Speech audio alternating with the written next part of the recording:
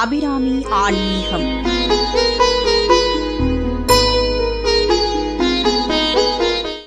வரும் புத்தாண்டு 2026 அன்று சொல்ல வேண்டிய சில மந்திரங்கள்.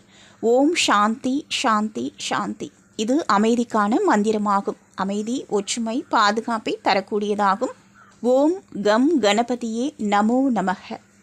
எந்த ஒரு செயலை துவங்குவதற்கு முன்பும் விநாயகரை வழிபட்டுவிட்டு துவங்க வேண்டும்.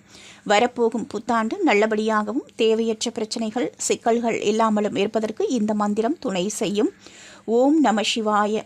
இது அமைதியையும் ஆன்மீக பலத்தை தரக்கூடிய மந்திரமாகும். ஓம் ஸ்ரீ மகாலட்சுமியே நமக.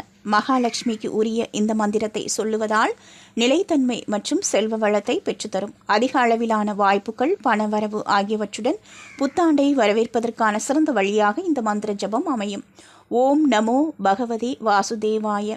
இந்த மந்திரத்தை சொல்வதால் மனம் லேசாகும். மனதில் தெளிவை பெறுவதுடன் நீண்ட நாட்களாக மனதை அழைத்து கொண்டிருக்கும் கவலைகளிலிருந்து விடுபட முடியும். ஓம் குருவே நமக. புத்தாண்டில் அனைத்து விஷயங்களில் அதிகமான வாய்ப்புகள், நிலையான வளர்ச்சி, சரியான பாதையில் எடுத்து செல்லும் வழிகாட்டுதல் ஆகியவை கிடைக்க இந்த மந்திரத்தை உச்சரிப்பது சிறப்பு. இது குரு பகவானை போற்றும் மந்திரமாகும். ஓ சர்வேஷம் ஸ்வாஸ்திரி பவது. பொதுவாக இந்த மந்திரத்தை உச்சரிப்பதால் விருப்பங்கள் அனைத்தும் நிறைவேறும். ஆண்டு முழுவதும் ஆரோக்கியம், பாதுகாப்பு, அமைதியான உறவுகள் ஏற்பட இதை துணை செய்யும். ஓம் க்ளீம் கிருஷ்ணாய நமக. இது உறவுகளுக்குள் ஒற்றுமையை ஏற்படுத்தும் மந்திரமாகும். ஓம் தும் துர்க்கையே நமக. தீய சக்திகள் நெருங்காமல் இருக்கவும் அவற்றிலிருந்து பாதுகாப்பு பெறவும் இந்த மந்திரத்தை சொல்லலாம். இந்த மந்திரம் இக்கட்டான சூழலில் கை கொடுக்கும்.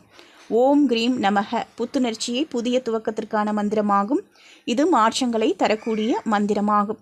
காயத்ரி மந்திரம். இது புத்தி கூர்மையை ஏற்படுத்தி கவனத்தை ஒருமுகப்படுத்த உதவும். நல்ல ஒழுக்கம், கவனம் வாழ்க்கையை தெளிவான பாதையில் கொண்டு செல்லவும் இந்த மந்திரம் உதவும்.